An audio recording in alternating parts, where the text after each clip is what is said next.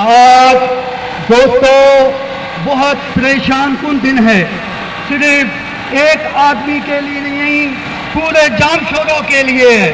آج میں افسوس سے کہنا چاہتا ہوں کہ سینڈوز روڈ کا وہ حالت ہے کہ جہاں کھڈے ہی کھڈے ہیں، جامشورو روڈ بالکل ہی پختہ نہیں ہے۔ اور یہ سینڈوز روڈ جس کے سارے یہاں جتنے بھی باقی ہیں اکٹھے ہوئے ہیں، آج یہ پریشان ہیں۔ پریشان کیوں ہیں کہ یہ لوگ گوڑے سے بھی اوپر پانی میں گرے ہوئے ہیں، ہر طرف بارش کے پانی ہے، ہر طرف چین کا پانی ہے۔ افسوس سب افسوس سے کہنا پڑتا ہے، آج ہمارے حکمران سوئے ہوئے ہیں۔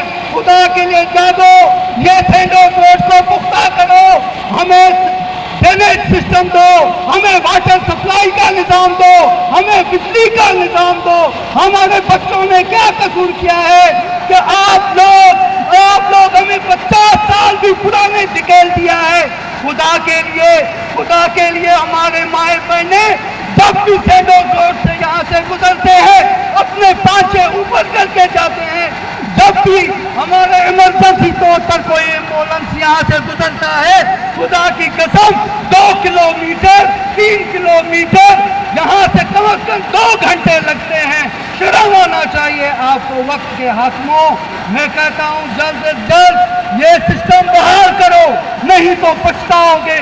یہ عوام آپ لوگوں سے چین سے بیٹھنے نہیں دے گا۔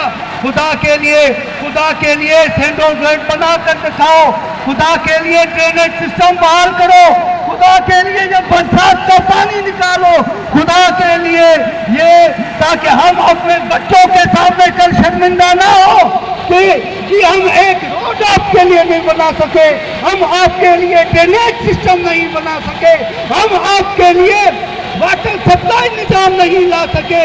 افسوس خدا را، جامشوروں کے لوگ اسی طرح جاگ جاؤ، جاگنے کا وقت ہے۔